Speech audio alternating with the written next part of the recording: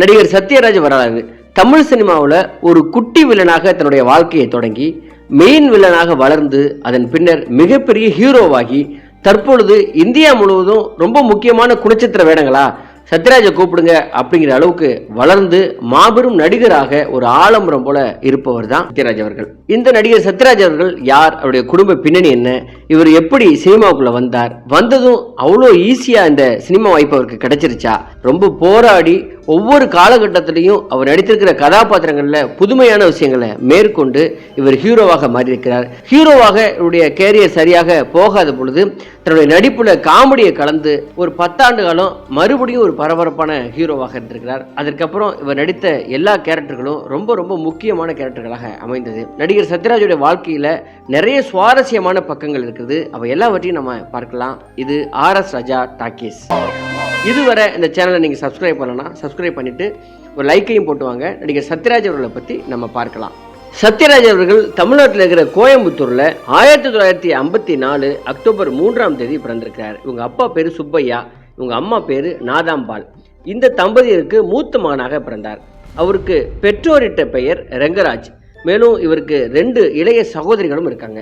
தனது ஆரம்ப கால பள்ளி படிப்பை கோயம்புத்தூரில் உள்ள செயின்ட் மேரிஸ் கான்வென்ட்ல தான் அவர் படிக்க ஆரம்பித்திருக்கிறார். தனது 10ஆம் வகுப்பு வரை கோவையில் உள்ள ராம்நகர் உயர்நிலைப் பள்ளியில் படித்த அவர் SSLC தேர்வில் வரலாறு மற்றும் பூகோள பாடங்களில் முதல் பதிப்பெண்கள் பெற்று தேர்ச்சி பெற்றிருக்கிறார். தனது பள்ளி படிப்பை வெற்றிகரமாக முடித்த அவர் இளநிலை கல்வி பெறுவதற்காக கோயம்புத்தூர் அரசு கலைக்கல்லூரியில் சேர்ந்திருக்கிறார். அங்கு அவர் தாவரவியல்ல இளங்கலை பட்டமும் பெற்றிருக்கிறார். பிரபல இயக்குனரும் நடிகருமான மணிவண்ணன் அவர்கள் PUC படிக்கும்போது அவரது சக மாணவனாக இருந்தார் அப்படிங்கிறது குறிப்பிடத்தக்க ஒரு விஷயம். இயக்குனர் மணிவண்ணன் அவர்கள் இறக்கும் வரைக்கும் நெருங்கிய நண்பராக இருந்து வந்த அவருடைய நட்பு அங்குதான் தொடங்கியது. தனது இளம் பருவத்திலிருந்தே சத்யராஜ் அவர்கள் எம்ஜிஆரின் தீவிர ரசிகனாக இருந்து வந்த அவர் அன்னக்கிளி படப்பிடிப்பை நேரில் காணக்கூடிய ஒரு சூழல் உண்டாகி இருக்கிறது. அப்போதுதான் அதன் நாயகன் சிவகுமாரையும் அதன் தயாரிப்பாளர் திருப்பூர் மணியன் அவர்களையும் நேரில் பார்த்த அவர் நானும் சினிமா துறையில் நுழையணும் அப்படின்னு ஆர்வத்தை வெளிப்படுத்தியிருக்கிறார். ஆனால் சிவகுமார் அவர்கள் சினிமாவுக்குள்ளே வந்து ஜெயிக்கிறதுலாம் ரொம்ப கஷ்டம், அதனால சினிமாவை நீ முயற்சி பண்ணாமல் நீ படித்த படிப்புக்கு வெளியில் போய் வேலை தேடு, நல்லா இருக்கலாம் அப்படின்னு சொல்லி அட்வைஸ் பண்ணி அனுப்பி விட்டாராம். ஆனால் கோமல் சத்யநாதன் அவர்களின் நாடக குழுவில் அதற்கப்புறம் பெரிய முயற்சி செய்து சேர்ந்த அவர் கோடுகள் இல்லாத கோலங்கள் அப்படிங்கிற படத்தில் சிறு வேடத்தில் நடிக்க ஆரம்பித்திருக்கிறார். அந்த கதாபாத்திரம் பெரிதளவு பேசப்படாததால கண்ணன் ஒரு கைக்குழந்தை பல்வேறு படங்கள்ல தயாரிப்பு நிர்வாகியாகவும் அவ்வப்போது ஒரு சில வேடங்களையும் சின்ன சின்ன கேரக்டர்கள்லாம் நடித்து கொண்டிருக்கிறார். ரெங்கராஜ் என்ற இயற்பெயர் கொண்ட சத்யராஜ் அவர்கள் தனக்கு சத்யராஜ் அப்படின்னு பெயர் சூட்டி கொண்டது ரொம்ப சுவையான விஷயம். அந்த விஷயம் என்ன அப்படின்னா 1967ஆம் ஆண்டு துப்பாக்கி சூட்டினால தமிழக மக்களிடையே எம்ஜிஆர் மீது ஏற்பட்ட அனுதாப அலையால சட்டமன்ற தேர்தலில் திமுக பெரும் வெற்றி பெற்றிருக்கிறது. அன்றைய திமுக தலைவரும் முதல்வருமான அறிஞர் அண்ணா அவர்கள் திமுகவோட பிரச்சார பீரங்கி, பிரச்சார ராஜா அப்படின்னு எம்ஜிஆரை பாராட்டி இருக்கிறார். துப்பாக்கி சூட்டிற்கு பிறகு திரையுலகில் வெற்றி நடை போட்ட அரச கட்டளை திரைப்படத்தின் தயாரிப்பு நிறுவனத்தின் பெயரை எம்ஜிஆரின் தாயார் சத்யபாமா அவர்களின் பெயரையும் அண்ணா அவர்கள் அன்போடு அழைத்த பிரச்சார ராஜா அப்படிங்கிற பெயரையும் சேர்த்து அந்த நிறுவனத்திற்கு சத்யராஜா அப்படின்னு பெயரை இட்டிருக்கிறார். இதை ஒரு ரசிகராக பார்த்து கவனித்து வந்த ரெங்கராஜ் அவர்கள் தன்னுடைய பேரை சத்யராஜ் அப்படின்னு அதிலிருந்து எடுத்து தனக்கு வைத்து கொண்டார். இந்த பேரு மிகப்பெரிய அளவில் சினிமாவில் ஒர்க் அவுட் ஆக போகிறது அப்படிங்கிறது அன்னைக்கு சத்யராஜ் அவர்களுக்கு தெரிந்திருக்க வாய்ப்பு இல்லை. ஒரு தயாரிப்பு நிர்வாகியாக செயல்பட்டு கொண்டிருந்த சத்யராஜ் அவர்களுக்கு பிரபல இயக்குனரான TN பாலு அவர்கள் அவரது அடுத்த படமான சட்டம் என் கையில் என்ற படத்துல வில்லன் கதாபாத்திரத்தில் நடிப்பதற்காக ஒப்பந்தம் செய்திருக்கிறார்.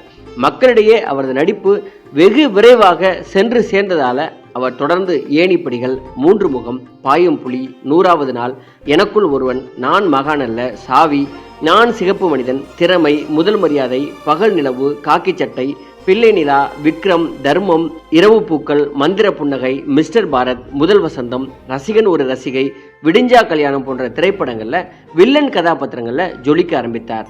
வில்லன் கதாபாத்திரங்களை நடித்து வந்த சத்யராஜ பாரதிராஜா அவர்கள் அவரது அடுத்த படமான 1986ஆம் ஆண்டு கடலோர கவிதைகள் அப்படிங்கிற படத்துல கதாநாயகனாக வடிவமைத்தார். அந்த படத்தை தொடர்ந்து முழுமையான கதாநாயகனாக மாறிவிட்ட அவர் முன்னணி கதாபாத்திரங்களை நடிக்க ஆரம்பித்தார். கடமை கண்ணியம் கட்டுப்பாடு, மக்களின் பக்கம், வேதம் புதிது, சின்ன தம்பி பெரிய தம்பி, பூவிலி வாசலிலே, அண்ணாநகர் முதல் தெரு, ஜீவா, புதிய வானம், சின்னப்பதாஸ், தாய் வீடு, வாத்தியார் விட்டு பிள்ளை, உலகம் பிறந்தது எனக்காக, நடிகன், புதுமனிதன், பிரம்மா, திருமதி பழனிசாமி, தெற்கு தெரு மச்சான், பங்காளி, உடன்பிறப்பு, ரிக்ஷா மாமா, ஏர்போர்ட், கட்டளை, வால்டர் வெட்டிவேல், அமைதிப்படை, வில்லாதி வில்லன், மாமன் மகள், சேனாதிபதி, Pagaivan, Kalyana Galatta, Malabar Police, Puratchikaaran, Asathal, Maaran, Military, Jore, Englishkaran, Vetrivel Sakthivel, Kovai Brothers, Periyar, 9 Rupai note, நண்பன், நாகராஜ சோழன், எம்ஏ எம்எல்ஏ போன்ற இந்த திரைப்படங்கள்லாம் அவருடைய நடிப்புல வெற்றி பெற்ற படங்கள். நடிகர் சத்யராஜ் அவர்கள் தன்னுடைய நக்கல், நையாண்டி, வில்லத்தனம், ஹீரோயிசம் அப்படின்னு ஒரு கமர்ஷியல் பேக்கேஜாக தமிழ் சினிமா ரசிகர்களை ஈர்த்து வந்தவர்.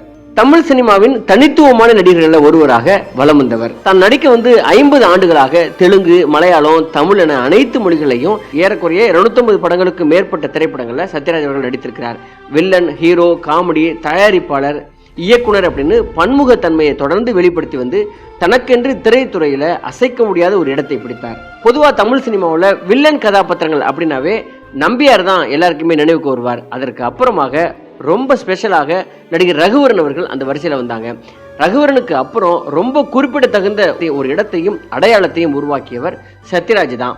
அவர் நினைத்திருந்தால் தமிழ் சினிமாவில் ஒரு ஆல் டைம் வில்லனாக எளிதாக பேரும் பணத்தோட செட்டில் ஆயிருக்கலாம். ஆனால் அதை தாண்டி தான் ஒரு ஹீரோ ஆகணும், நல்ல படங்கள் செய்யணும், குணச்சித்திர வேடங்கள்லாம் ஏற்கணும் அப்படிங்கிறதுல ரொம்ப தீவிரமான ஆர்வம் இருந்ததால விடாமுயற்சியினால மிகப்பெரிய ஹீரோவாக ஜெயித்தவர்.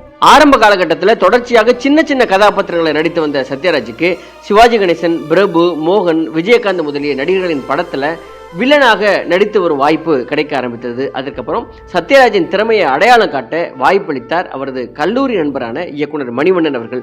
தான் இயக்கிய ஜனவரி 1 படத்திற்கு சத்யராஜுக்கு துணை நடிகராக வாய்ப்பளித்தார். 24 மணி நேரம், 100வது நாள் ஆகிய படங்கள்ல வில்லனாக நடித்த சத்யராஜ் கதாநாயகர்களை விட அதிகம் கவனிக்கப்பட்டார். சத்யராஜை வைத்து 25 படங்களை இயக்கினார் மணிவண்ணன். அதுல 17 படங்கள்ல சத்யராஜ் அவர்கள் வில்லனாக நடித்தார். வில்லனாக வெற்றி பெற்ற சத்யராஜ் ஹீரோவாக மாறுவதில் அவருக்கு நிறைய சவால்கள் இருந்திருக்கிறது. மக்கள் அவரை மிக பயங்கரமான ஒரு வில்லனாக நம்ப தொடங்கி இருக்கிறாங்க. இயக்குநர்கள் அவரை வைத்து ஒரு ஹீரோவாக எப்படி படம் எடுக்கிறது, இவருக்கு இருக்கிறது ஒரு வில்லன் இமேஜ், இவர் ஹீரோவாக நடித்தா மக்கள் ஏற்பாங்களா அப்படின்னு எல்லாருக்குமே பெரிய சந்தேகம் இருந்திருக்கிறது. கோடிகளில் பணத்தை போட்டு இந்த ரிஸ்க் நம்ம எடுக்கணுமா அப்படிலாம் எல்லா இயக்குநர்களும் ரொம்ப சந்தேகப்பட்டு அந்த வாய்ப்பை அவருக்கு கொடுக்காமே இருந்திருக்கிறாங்க. இந்த சமயத்தில் தான் வெளியான ரசிகன் ஒரு ரசிகை, கடலோர கவிதைகள் படங்களில் கதாநாயகனாக இவர் கமிட் ஆகியிருக்கிறார். இந்த படங்கள் அவரது வில்லன் இமேஜை மாற்ற உதவி இருக்கிறது. இதனைத் தொடர்ந்து மிஸ்டர் பாரத் படத்தில் ரஜினிக்கு அப்பாவாக நடித்தார் சத்யராஜ். ரஜினியை விட 4 வயதே மூத்தவராக இருந்த போதிலும் வில்லன் அப்பாவாக அப்ளாஸ் அள்ளி ரசிகர்களை கவர்ந்திருக்கிறார். தொடர்ந்து கடமை கண்ணியம் கட்டுப்பாடு, பூவிலி வாசலிலே, மக்களின் பக்கம் இந்த படங்கள்லாம் மக்கள் கிட்ட ரொம்ப நெருக்கமாக சத்யராஜை கொண்டு போய் சேர்த்திருக்கிறது. நடிகர் சத்யராஜோடைய நடிப்பில் ரொம்ப ரொம்ப முக்கியமான ஒரு படம்னா அமைதிப்படை திரைப்படத்தை நம்ம காலத்துக்கும் மறக்கவே முடியாது. சத்யராஜனுடைய பேரை இந்த திரைத்துறையிலிருந்து நீக்க முடியாத அளவுக்கு ரொம்ப முக்கியமான படமாக அமைந்தது இந்த அமைதிப்படை. வில்லத்தனத்தாலும் அரசியல்வாதிகளின் வளர்ச்சியை கேலி செய்து திரையில பிரதிபலித்த சத்யராஜ் படம் வெளியாகி ஏறக்குறைய 35 ஆண்டுகள் ஆகியும் இந்த கேரக்டர்ல இன்றைக்கு வரைக்கும் ரசிக்கப்பட்டு கொண்டாடப்பட்டு வருகிறார். எல்லா காலகட்டத்திலும் அரசியல்வாதிகளை கிண்டல் பண்ணுவதற்கு இந்த அமாவாசை கேரக்டரோட ஒப்பிடும் அளவுக்கு இந்த படம் சூப்பர் ஹிட் அடித்தது. தொடர்ச்சியாக ஹீரோவாக நடித்து வந்த சத்யராஜ் அவர்கள் 2000வது ஆண்டுக்கு பிறகு தொடர்ச்சியான தோல்வி படங்கள் வந்திருக்கிறது. இதனை ஈடு செய்ய தனது ஹீரோ இமேஜை மாற்றி அதில் நகைச்சுவை தன்மையை இணைத்திருக்கிறார். 1990களில் கவுண்டமணியுடன் சேர்த்து இவர் நடித்த லூட்டியும் அதன் பின்பாக வடிவேலுடன் இவர் இணைந்து நடித்த படங்களும் சூப்பர் ஹிட் ரகம்.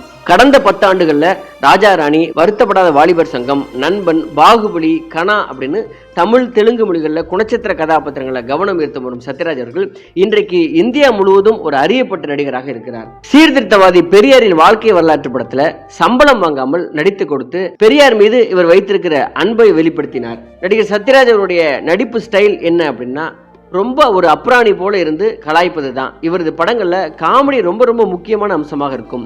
1990களில் இவர் நடித்த பெரும்பாலான படங்கள்ல நடிகர் கவுண்டமணியுடன் சேர்ந்து நடித்த ஒவ்வொரு காமெடி காட்சிகளும் ரொம்ப ரொம்ப சிரிக்க வைக்கக்கூடிய ரகம். அதே போல 2000ற்கு பின்பகுதியில் வடிவேலுடன் இணைந்து நடித்த காமெடி காட்சிகள் இன்றைக்கு வரைக்கும் மீம்ஸுகளாகவும் உலா வரக்கூடிய வகை. சத்யராஜ் அவர்களை இந்த காலகட்டத்தில் இருக்கிற தலைமுறையினருக்கு கொண்டு போய் சேர்த்த படம் அப்படின்னா அது பாகுபலி 1, பாகுபலி 2ல் அவர் நடித்த கட்டப்பா அந்த கேரக்டர் தான். வருத்தப்படாத வாலிபர் சங்கம் படமும் இவர் திரை வாழ்க்கையில ரொம்ப ரொம்ப முக்கியமான ஒரு படமாக அமைந்தது. சத்யராஜ் அவர்கள் 1979ஆம் ஆண்டு மகேஸ்வரி அப்படிங்கிறவர் திருமணம் செய்து கொண்டார். இந்த தம்பதியினருக்கு சிபிராஜ் திவ்யா அப்படின்னு 2 குழந்தைகள். இதுல சிபிராஜ் அவர்கள் நடிகராக இருக்கிறார், திவ்யா அவர்கள் மருத்துவராக வேலை செய்கிறார். நடிகர் சத்யராஜ் அவர்கள் ஒரு மிகப்பெரிய ஹீரோவாக இருக்கும் பொழுது இவருக்கு இயக்குனர் ஆசை வந்திருக்கிறது. ஒரு தயாரிப்பாளராகவும் இறங்கி இந்த சினிமாவில் நம்ம எல்லா துறையிலையும் ஜெயிக்கணும் அப்படின்னு சொல்லி அவருக்கு ஒரு எண்ணம் இருந்திருக்கிறது. அதற்கான ஒரு வாய்ப்பும் அமைந்திருக்கிறது. அந்த வகையில் தன்னுடைய இயக்கத்தில் தான் ஹீரோவாக நடித்து 1995ஆம் ஆண்டு வில்லாதி வில்லன் அப்படிங்கிற ஒரு படத்தை அவர் இயக்கி இருக்கிறார். இதுல இயக்குனர், எழுத்தாளர், நடிகர் அப்படின்னு முழு அர்ப்பணிப்பையும் கொடுத்திருக்கிறார். இந்த வில்லாதி வில்லன் படத்துல சத்யராஜ் அவர்கள் 3 கதாபாத்திரங்கள் நடித்து மாபெரும் வெற்றியையும் பெற்றிருக்கிறார்.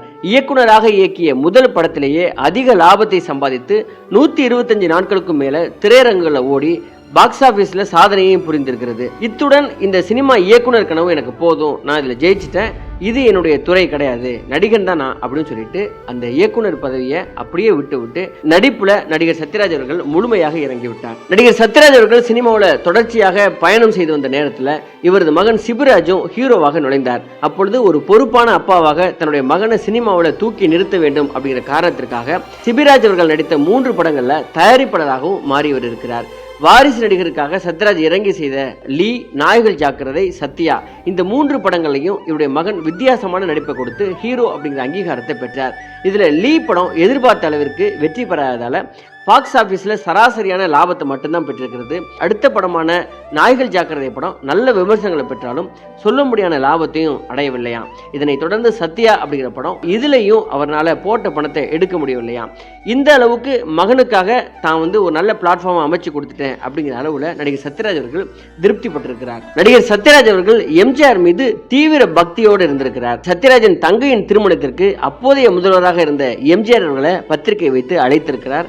அவரது அன்பு அழைப்பை ஏற்று எம்ஜிஆர் அவர்கள் அவரது துணைவியார் மற்றும் அமைச்சர் முத்துசாமியுடன் திருமணத்திற்கு சென்றிருக்கிறார். இந்த திருமணத்திற்கு வந்ததற்காக நன்றி தெரிவிப்பதற்காக எம்ஜிஆரை போய் பார்த்த நடிகர் சத்யராஜ் அவர்கள் எம்ஜிஆர் அவர்கள் உடற்பயிற்சி செய்யும் கர்லாக்கட்டையை பரிசாக கேட்டு வாங்கி கொண்டாராம். இதனால இவரை எம்ஜிஆரின் பித்தன் அப்படின்னு இண்டஸ்ட்ரியில் இருக்கிறவங்க சொல்லுவாங்க. ஒவ்வொரு படத்திலையும் நடிகர் சத்யராஜ் அவர்கள் பேசுகிற வசனங்கள் ரொம்ப பிரபலமாக பஞ்சு டைலாக மாறும். என் கேரக்டரே புரிஞ்சுக்க மாட்டேங்கிறியே, என்னம்மா கண்ணு, தகடு தகடு, இந்த மாதிரியான வசனங்கள்லாம் தமிழ் ரசிகர்கள் மனதில் இன்றளவும் நிலைத்து நிற்கக்கூடிய வசனங்களாக மாறி இருக்கிறது. கொங்கு தமிழ் பேசி தனக்கென தனி பாணியில அனைவரின் கவனத்தையும் தன்பால் ஈர்த்தவர். ஹீரோ, வில்லன், காமெடி அப்படின்னு எந்த வகையான கதாபாத்திரங்களா இருந்தாலும் அந்த கதாபாத்திரங்கள்ல மிகச்சிறப்பாக தன்னுடைய நடிப்பை வெளிப்படுத்தக்கூடியவர். நடிகர் சத்யராஜ் அவர்கள் வாங்கிய விருதுகள் தமிழக அரசின் உயரிய விருதான கலைமாமணி விருதை வென்றிருக்கிறார். 1987 வேதம் புதிது திரைப்படத்தின் சிறந்த நடிகருக்கான பிலிம்பேர் விருது வாங்கியிருக்கிறார்.